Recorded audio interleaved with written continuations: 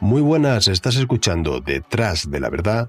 Mi nombre es Fran Muñoz y te doy la bienvenida al episodio de diciembre del 2023. Como siempre, quiero dar las gracias a nuestros productores por su apoyo y por dar viabilidad a este proyecto. Recuerda que puedes colaborar invitándonos a un café en la página coffee.com/detrás de la verdad 79486 o a través de la cuenta de PayPal detrás de la verdad podcast@outlook.es. En la descripción de este episodio te dejo ambas vías. Tengo que pedirte encarecidamente que si te gusta este audio nos des un me gusta, nos dejes un comentario y lo compartas con tus amigos. Es la única manera que tenemos para que las diferentes plataformas nos den más visibilidad y a título personal saber cuáles son los episodios que más te han gustado. Muchas gracias. Pilar Puertolas y Antonio Campín eran un joven matrimonio zaragozano de 38 y 41 años respectivamente. Tenían 2 hijos de 17 y 13 años. Era una familia querida en el barrio zaragozano del Picarral, donde residían. La fría mañana del 10 de enero de 1995, como cada mañana, Antonio, que se encontraba en el paro, acompañaba a su mujer al matadero de aves donde trabajaba desde hacía solamente un par de semanas. Eran las 5 de la mañana cuando Antonio baja primero para buscar el coche. Es en ese momento cuando es abordado por un varón y comienza una fuerte discusión entre ambos. Los gritos del ataque despertaron a un vecino, que llamó a la policía, alarmado con la existencia de una pelea en la vía pública. Hasta el lugar se desplaza una patrulla de Policía Nacional, que encuentra a su llegada los cadáveres de la pareja frente al número 4 de la calle General Yagüe, actualmente llamada José Luis Lacruz Verdejo, en el barrio del Picarral, en Zaragoza. El cadáver de Antonio estaba masacrado con 41 puñaladas en su cuerpo. El de Pilar presentaba otras 80. El asesino empleó una hazaña descomunal que estuvo a punto de seccionarle la cabeza.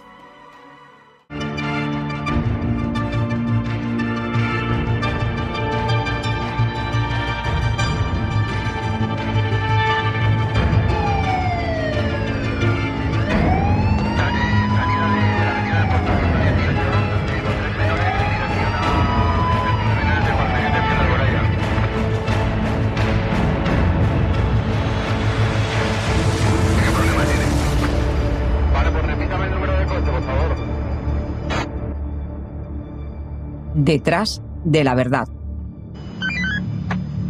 Un recorrido por la historia negra de nuestro país.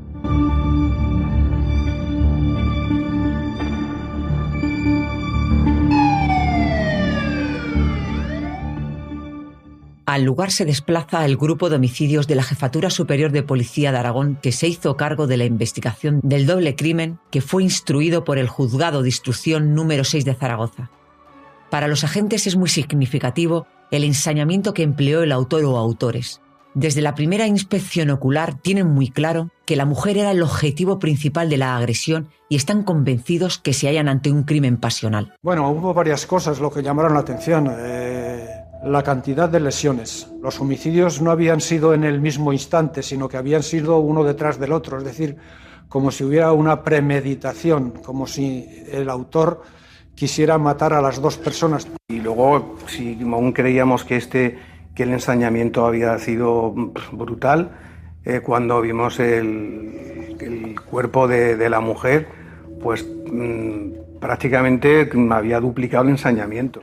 Había sido un asesinato brutal, con una violencia tremenda, y con un ataque convulsivo, sucesivo de máquina de coser. En la escena del crimen, los agentes de homicidio se encuentran una bolsa deportiva azul con unas rayas amarillas. En su interior había un hacha de mano, un Walkman, un refresco, unas frutas y un bocadillo. Los hijos de las víctimas no reconocen la bolsa deportiva, por lo que los agentes sospechan que el asesino la perdió durante la agresión y en su posterior huida. Vemos algo que no parece que no cuadraba con los hechos, que es una bolsa de deporte, una bolsa azul con unas rayas amarillas. Por ejemplo, el hacha ya no es de defensa, es para asegurar. Si fallo con el cuchillo, llevo el hacha. Ya empiezas a barajar otra hipótesis. En el interior del bolso de Pilar, los agentes encuentran entre sus pertenencias una emisora portátil de radioaficionado, algo que ayudó mucho a encauzar la investigación. Escuchamos testimonios reales de testigos. Y nada, dice que hay 2 muertos ahí, en la acera. Y dice mi marido, ¿pero dónde? Dice, ahí mismo en la puerta. Y ella estaba aquí mismo en la puerta y él estaba en la puerta de allá. Miedo, estamos, yo estoy temblando todavía, que tengo una hija de 15 años. Y los hijos jóvenes, claro, que tienen 27 años y 25. No lo sé, cómo está la vida así, ya lo ves. Porque yo me voy de noche, voy de tarde, voy de noche, voy de mañana. Y los chicos, algunos también. Sin palabras, con miedo, consternados, ¿cómo se dice eso? A las 9:30 de la mañana comienza la autopsia que reveló el número de puñaladas recibidas, con un ensañamiento innecesario, ya que las primeras 5 puñaladas, por ejemplo, en el cuerpo de Pilar, ya eran mortales de necesidad. Se habían efectuado con un mismo arma, lo que descartaba la autoría de una segunda persona. Además, ambos cuerpos carecen de lesiones defensivas, lo que significaba que el ataque fue sorpresivo y no les dio tiempo ni a reaccionar. En las primeras pesquisas no descubren que la pareja tuviera ningún problema o que hubieran sido objeto de alguna amenaza. Fueron varios los vecinos que vieron al agresor mientras esperaba en las inmediaciones del portal a que la pareja bajara. Junto con los testigos que presenciaron la agresión, fueron clave para la identificación del asesino. Uno de los testigos afirmó a la prensa que el asesino fue frío e impasible. Iba a lo que iba. Algunos de ellos recordaron a los agentes que la mujer fue vista en las últimas semanas en los comercios del barrio en compañía de un joven que podría responder a las mismas características físicas de su agresor. Los agentes descubren que Pilar y Antonio desde hacía algo más de un año se habían iniciado en la práctica de la radioafición, que pertenecían a un grupo de la ciudad relacionado con ello que se hacían llamar los CBistas, lo que explica el equipo de transmisión que los investigadores encuentran en el bolso de Pilar.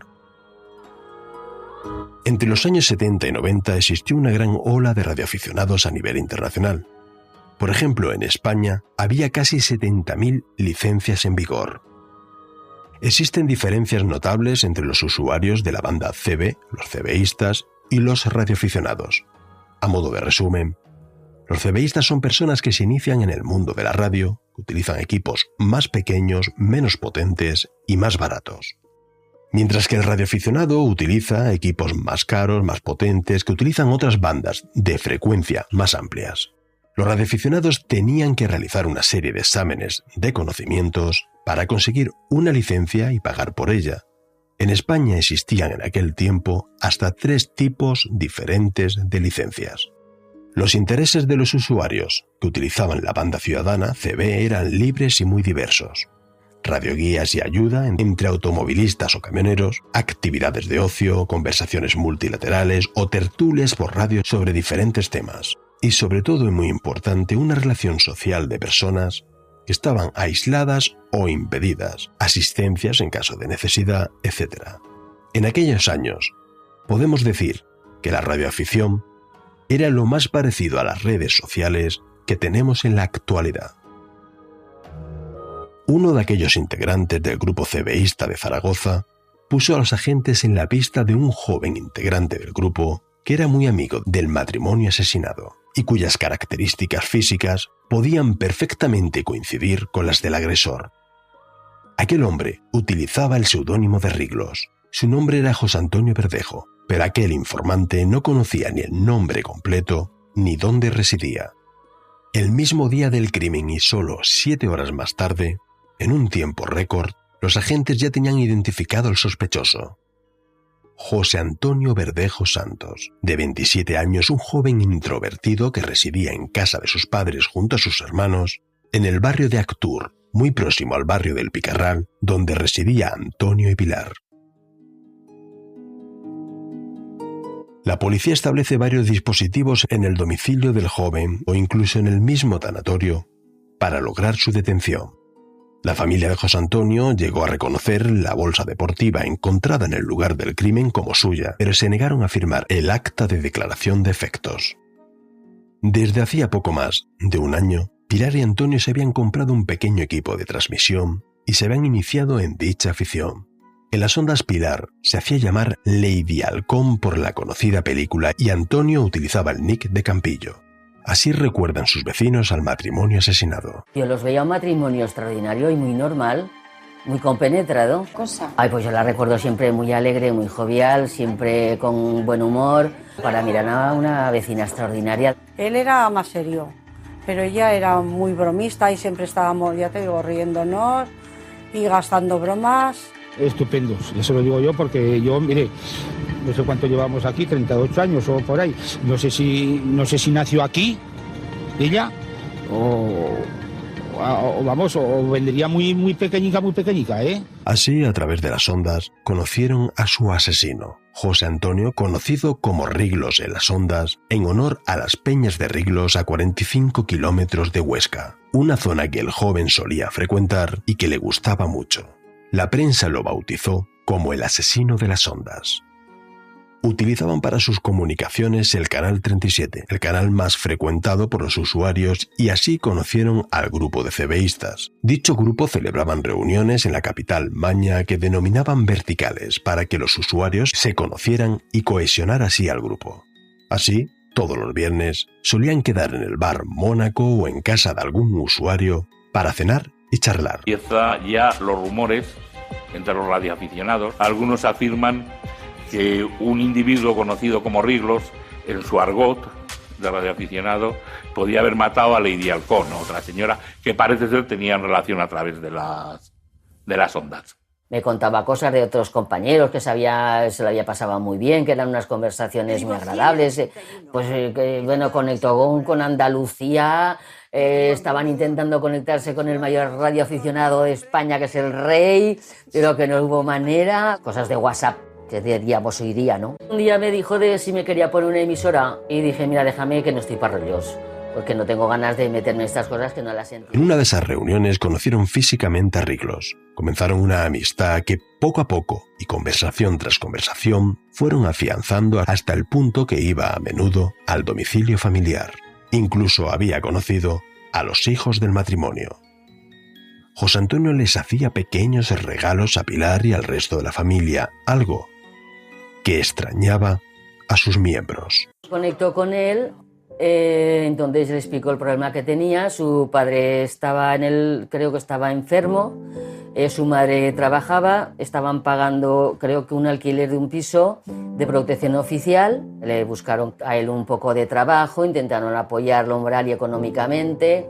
Era por la Navidad, lo vi a ella entrar a comprar en la verdulería, me dijo, mira, este es el chico. Era un chico pues guapo. El mozo, ella entró a comprar, él se quedó hablando conmigo unos minutitos y muy agradable y muy educado también. O sea que es que lo que sucedió es una cosa que no lo entiendo. Solían quedar para hablar entre las 10 y las 12 de la noche a diario. Poco a poco las conversaciones entre Pilar y Riglos fueron en aumento. Cada vez ésta le contaba más cosas de su vida privada y de los problemas que le surgían con sus hijos y marido, hasta el punto de tener controlados todos sus horarios y aficiones. Incluso comenzaron a escribirse cartas entre ambos. Antonio se lo había advertido a su confiada mujer. Ándate con ojo que parece que se quiere pasar. Pilar llegó a preocuparse por la actitud de Riglos. El joven estaba cada vez más obcecado con ella y quedó con él para expresarle su deseo de acabar con aquella relación de amistad que Riglos estaba malinterpretando. Empezó a tenerle miedo, ya que no tenía un comportamiento normal, incluso a veces se mostraba agresivo. Había un enamoramiento patológico, una pérdida total del control de los impulsos y del poder pensar con claridad. Estaba obsesionado, pero mucho, que no paraba de seguirla, que bajaba a comprar y se lo encontraba en la puerta de casa. La noche del 9 de enero, solo 6 horas antes del fatal desenlace, mantuvieron una discusión a través de la emisora. Ella volvía a pedirle que solo quería que la dejara en paz. Solo 6 horas más tarde de aquella discusión, José Antonio esperaba en la puerta del domicilio. conocedor de la hora a la que salía la pareja para acudir al trabajo, allí estaba decidido a acabar con sus vidas. El primero que bajó fue Antonio, y como ya sabemos, tras empezar una discusión entre ambos, comienza a apuñalarlo sin piedad de forma inesperada, sin darle opción a defenderse. Pilar, que había escuchado las voces, sale rápido del portal para socorrer a su esposo, acabando brutalmente también con su vida. La policía le pone una orden de busca y captura a nivel nacional para lograr su detención. A las 8 de la tarde del mismo día del crimen, se persona en dependencias policiales una hermana del criminal para colaborar en su localización ante el miedo que tenía que su hermano acabara suicidándose. Declaró que José Antonio había fantaseado y le había contado que Pili, como él llamaba a la víctima, le daba en ocasiones esperanza de mantener relaciones más íntimas y que otras veces le rechazaba diciéndole que tenía muchos problemas, pero que no pensaba separarse de su marido. Los miembros del grupo cebeísta estaban aturdidos. Conocían tanto al matrimonio como al asesino y no daban crédito a lo sucedido. Además, estaban muy molestos por la imagen que la opinión pública tenía del grupo y de su afición, defendiendo su función humanitaria y de ayuda social. Mientras toda la ciudad buscaba al asesino, José Antonio se dirigía en tren hacia Huesca, llegando a las 10 de la mañana del mismo día del crimen al Hotel Pedro I de Huesca, donde se hospedó. En la habitación del hotel intentó quitarse la vida en el cuarto de baño cortándose las venas.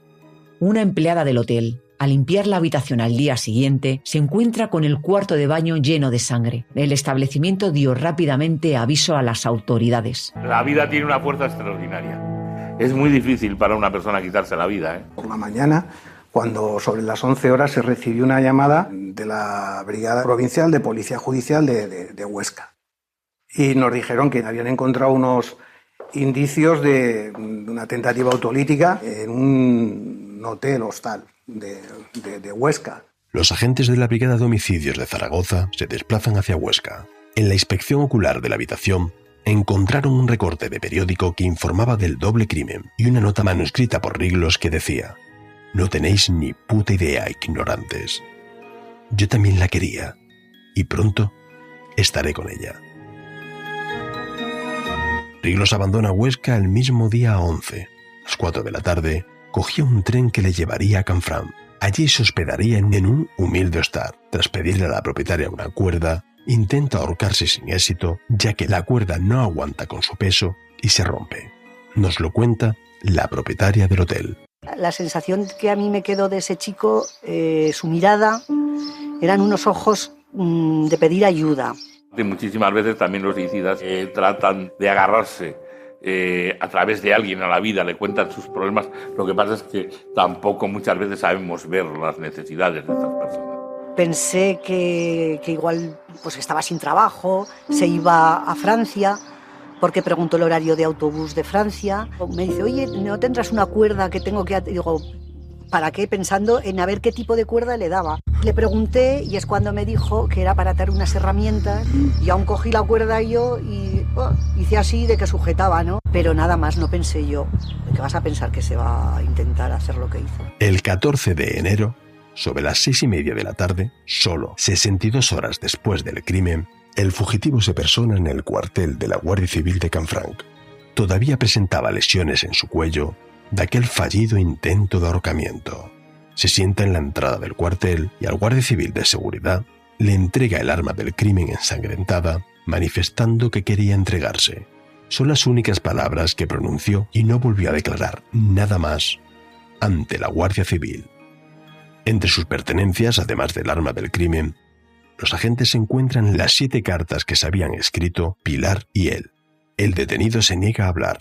Estaba en estado catatónico, con la mirada perdida en el vacío y solo reacciona mínimamente al oír a los agentes nombrar a Pilar. Escuchamos al sargento al mando del cuartel de Jaca, donde se instruyeron las diligencias. Recibimos una llamada de los compañeros de la Guardia Civil de Canfranc de que una persona se había sentado en las escaleras de la entrada del edificio, se acercó al acuartelamiento y dice: vengo a entregarme. Dejó la navaja a su lado derecho y a partir de ahí ya no dijo ni una palabra. En ningún momento quería responder a ninguna pregunta, ni quería decir el por qué se entregaba ni por qué no se entregaba. Entonces dijimos que nos lo trasladaran aquí al acuartelamiento de la Guardia Civil de Jaca y el equipo de Policía Judicial nos hicimos cargo de las diligencias. No dijo ninguna palabra, tenía un silencio absoluto. No quería comer, no quería beber nada. Como había ocurrido los hechos que ocurrieron 2 días antes en Zaragoza del doble homicidio a un matrimonio, fue cuando empezamos a sospechar de que se podía tratar de esa persona. Una persona en un estado psíquico fatal. Nos ponemos en contacto con el grupo de homicidio de Zaragoza y nos dicen que efectivamente se trata de la misma persona. Automáticamente procedemos a su detención. Solo 67 horas después del crimen, la Guardia Civil hace entrega del detenido a los agentes del Grupo de Homicidios de Policía Nacional de Zaragoza para que continuaran con las diligencias del crimen. Escuchamos al jefe del grupo. Entonces, en la profunda oscuridad que dominaba sus ojos, hubo una pequeña luz, una pequeña reacción.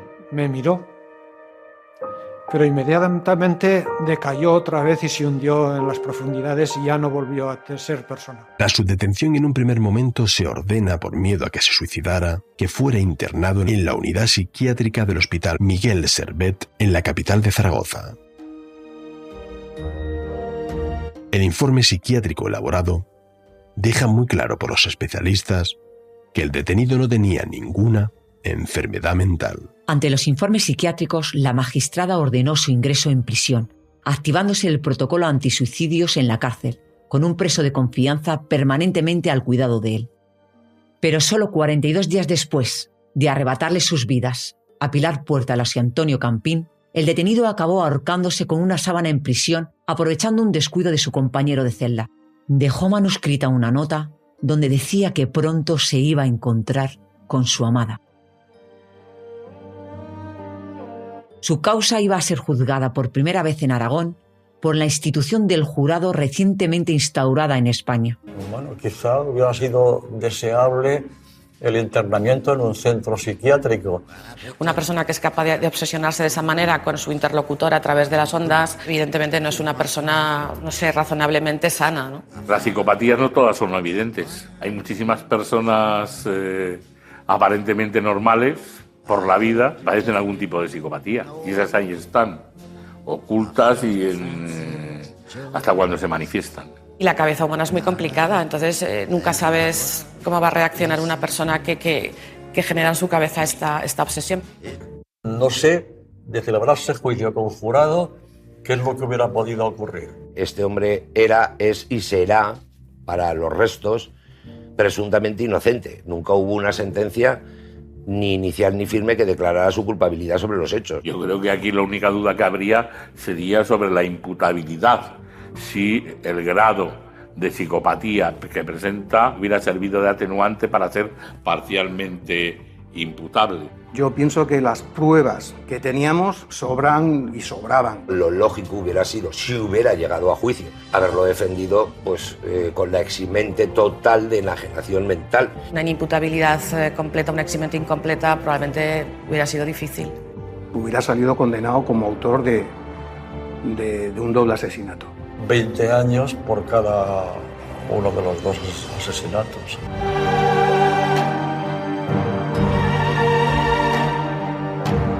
Hasta aquí el episodio de hoy.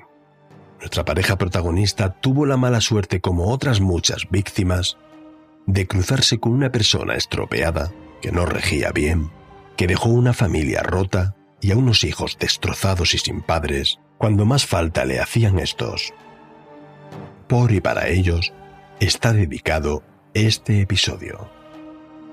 Ha sido un placer habértelo narrado. Quiero darte las gracias por tu interés y por habernos acompañado hasta aquí.